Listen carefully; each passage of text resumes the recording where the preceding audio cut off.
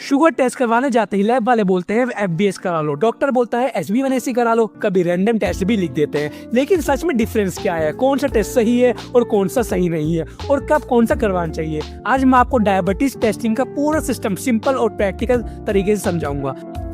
दोस्तों मैं हूं आपका फैज। अगर आप लैब फील्ड में हो या आपके घर में किसी को शुगर है तो ये वीडियो आपके लिए बहुत ज्यादा इन्फॉर्मेटिव होने वाली है। तो पहला आता है हमारा FBS, मतलब फास्टिंग ब्लड शुगर। इसमें पेशेंट को 8 से 10 घंटे तक भूखा रखा जाता है। सुबह खाली पेट इसका सैंपल लिया जाता है। इसकी नॉर्मल रेंज होती है हमारी 70 से 99 मिलीग्राम पर डेसीलीटर। अगर आपकी रिजल्ट इन वैल्यू के बीच में आता है तो आप नॉर्मल हो, बट अगर आपकी वैल्यू 100 से 125 के बीच में आती है तो आपको प्री डायबिटीज है, मतलब आपको डायबिटीज होने के चांस है। बट अगर आपकी वैल्यू, आपका रिजल्ट 126 से ज्यादा आता है तो आपको डायबिटीज है या हो सकती है। ये टेस्ट सिर्फ उस वक्त का शुगर लेवल बताता है, बट अगर कल पेशेंट ने ज्यादा मिठाई खा ली हो, कहीं शादी में ज्यादा मिठाई खा ली हो, कहीं इवेंट में खा ली हो, तो उससे आपका रिजल्ट इफेक्ट भी हो सकता है। तो ये टेस्ट आपको ज्यादा श्योरिटी नहीं दे सकता। दूसरा आता है हमारा रैंडम ब्लड शुगर, जिसे हम RBS भी कहते हैं। जैसा इसका नाम है वैसा इसका काम है। रैंडम टेस्ट कभी भी किया जा सकता है। इसमें आप खाना खाओ, जी भर के खाओ, कोई दिक्कत नहीं। अगर शुगर लेवल आपका 200 मिलीग्राम पर डेसीलीटर से ऊपर आता है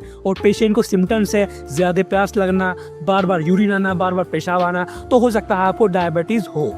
ये इमरजेंसी या एक्यूट चेकिंग के लिए यूजफुल होता है, लेकिन फाइनल डायग्नोसिस के लिए अकेला काफी नहीं होता।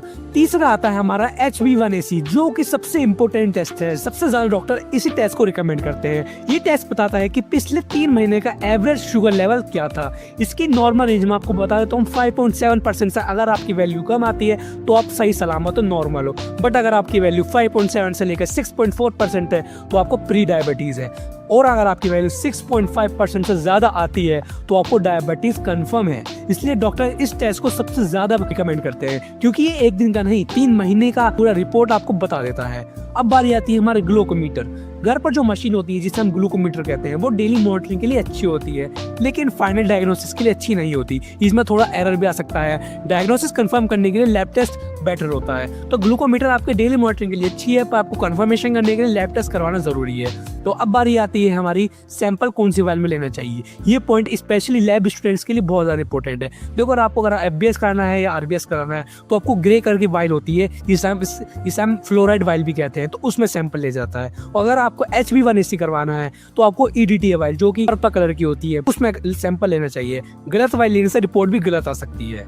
अब सबसे इम्पोर्टेंट बात, कब टेस्ट जरूर करवाना चाहिए। अगर पेशेंट को ज्यादा प्यास लगती है, बार बार यूरिन आता है, वेट कम हो रहा है, या आपकी फैमिली में सबको शुगर है, मम्मी को पापा को शुगर है, तो आपको जरूर करवाना चाहिए। आप डिले मत। तो अगर मैं आपको एक लाइन में समझा देता हूँ, देखो FBS और RBS, जिसे हम फास्टिंग ब्लड शुगर और रैंडम ब्लड शुगर टेस्ट कहते हैं, ये आपको 1 दिन का शुगर बताते हैं। लेकिन HbA1c ये आपको 3 महीने का एवरेज बताता है। अगर आपको डायग्नोसिस कंफर्म करना है कि शुगर है या नहीं है तो आपको HbA1c बेस्ट ऑप्शन माना जाता है। अगर आपको ये वीडियो हेल्पफुल लगी तो लाइक करें, शेयर करें, और अगला वीडियो में किस टॉपिक बनाओ आप मुझे कमेंट में जरूर बताएं, और मेरे चैनल को सब्सक्राइब जरूर कर देना, भूल मत जाना।